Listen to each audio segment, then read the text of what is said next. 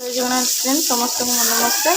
चलतु आज बनइबा गोटे नुआ रेसिपी ठंडा दिनिया तो ये मार्केट रू मिलूँ मेथी शाग बहुत थर गला मत काली मिली मेथी शाग तो तार आज मेथी परोटा बनइबा से मसला कषि नहीं मसला मुझे खुशी अल्प जीरा गोटे कंचा लंका अदा रसुण आउ टिके हूँ पकई गरम मसला आउ अल्प धनिया गुंड लंका गुंड जीरा गुंड जहाँ भी मसला पड़े सब पकई चलतु फ्रेंड्स एबे अटा चटकीबा से मु मसला पकई नहीं आउ किसी अल्प धनिया पत्र पकई नहीं एबे जुआणी पकई नबा आउ स्वाद अनुसार लुण यही माने मेथी पत्र जहाँ भी पानी थी से अटा चटकीबा जदि दरकार हो तो अल्प अल्प पानी देकी चटकीबा। चलतु फ्रेंड्स देखिए मो अटा जमी चकटी सेमती आपन भी चकटी ने जमी घरे नॉर्मल अटा चकटा जाए। चलतु किसी समय या ढांकीदबा 10 मिनिट तापर रुटी परोटा करवा। चलतु एबे सेकिबा।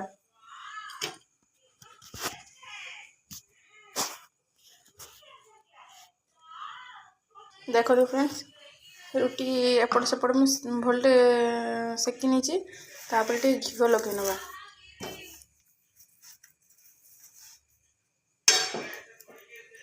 तापर उल्टे की आउटे एपटे भी घी लगे नवा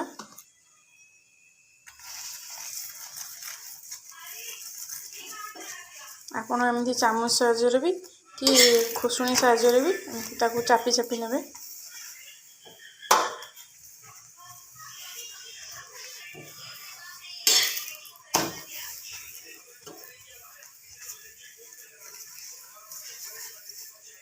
फ्रेंड्स आउ गोटे अटा बेलिकिना देखा आपन एमती गोल सेप्र बन ने तापर एमती घी देदेवे चारिपटे भल्टी लगे ने घी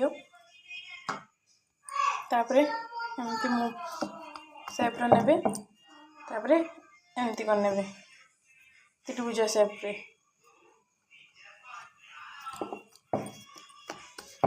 या बेली नवा। देखो फ्रेंड्स मो बेल नहीं रुटी बनवा परोटा भितरे घी दबार कारण हूँ पस्तटा भलटे फुल और नरम भी हम से भितर मु घी देली।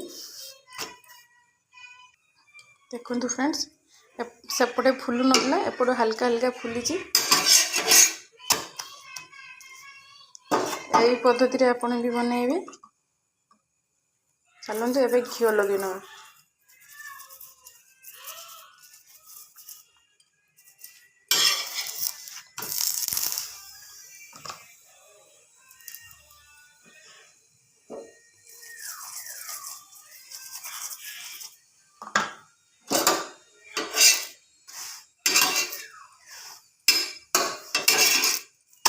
ताको एमती चापी चापी ने